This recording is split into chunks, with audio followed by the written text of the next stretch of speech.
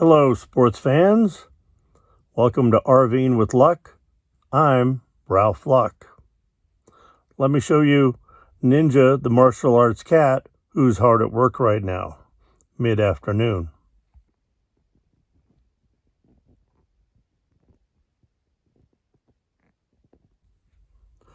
So today's plan is to show you a couple little minor issues that I have with my front door gas shock or gas suspension. I'm going to show you the lube I got for my bedroom slide out, which will be detailed in another video, and then some insulation strip that I purchased for my bedroom window. That insulation could be used for various other places as well. I also have a cheap flashlight that's a headband and came apart that I'm going to put back together.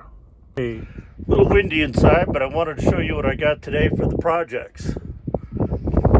This is for my bedroom slide out. Clean it, lube it. I'll do a brief video of me doing that later. This is for my bedroom window insulation. Sorry for the wind. As you can see how the flies like to land on these open windows, and that window slides open. This new one that I had replaced when I broke it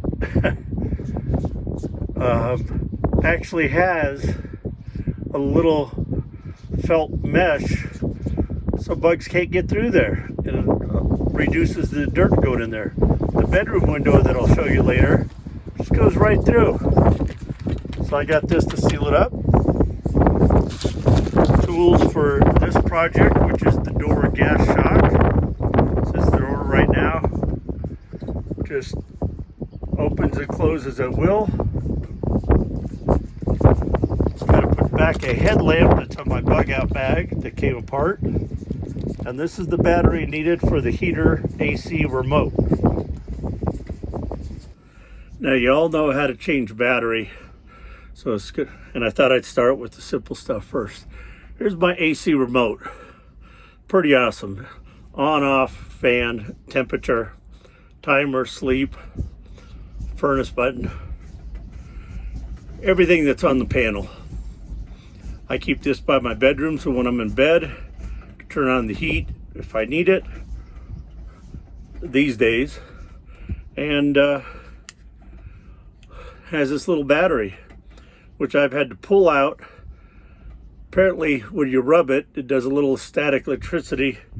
Put it back in and it works.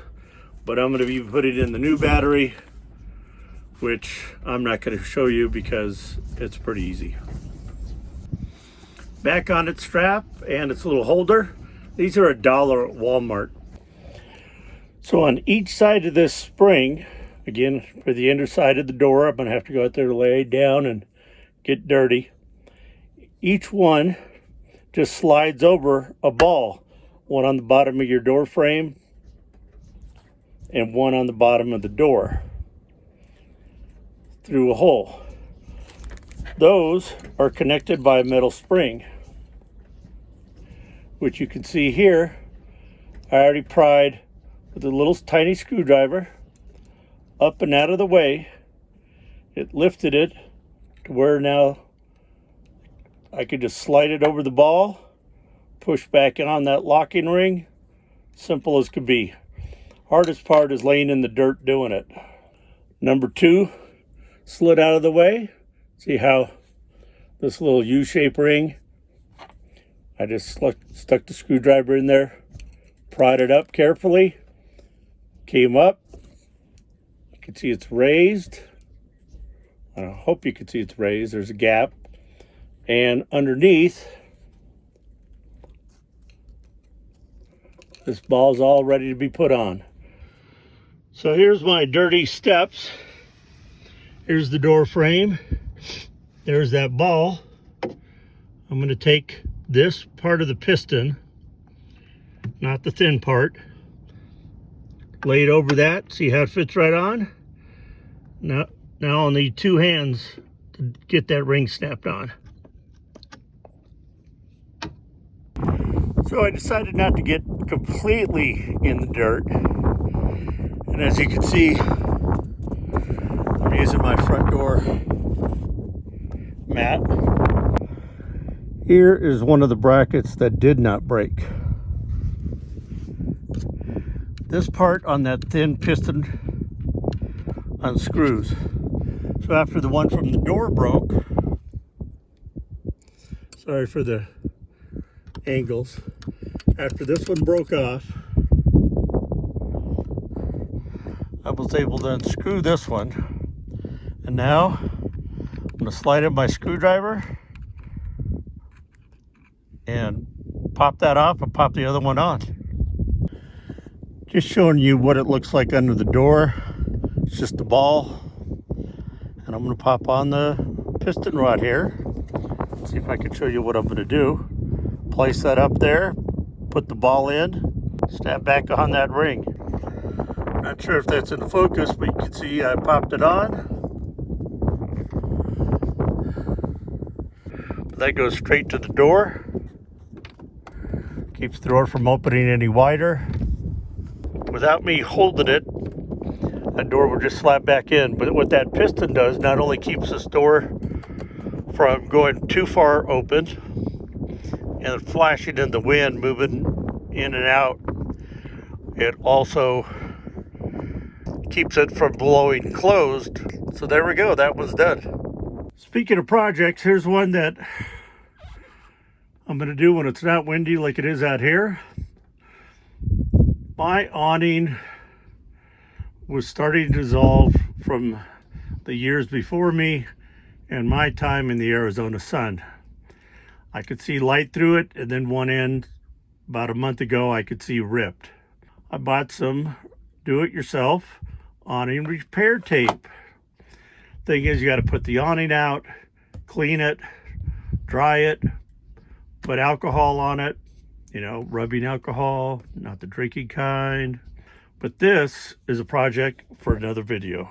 Here is my bedroom window. In the background through the screen, you could of course see Ninja and the picnic table, enjoying the view. Anyway, these are single pane windows. The ire of RV dwellers. And what that means is when you open this, it not only lets the fresh air in from the screen, but right here is a gap. Those flies get on the screen, crawl in through the gap, and fly into here. And even when this thing is closed all the way, there's still a gap.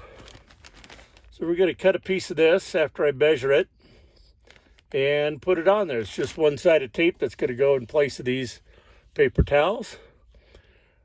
Close up that gap, and I should be good to go. I'll show you once I have it done.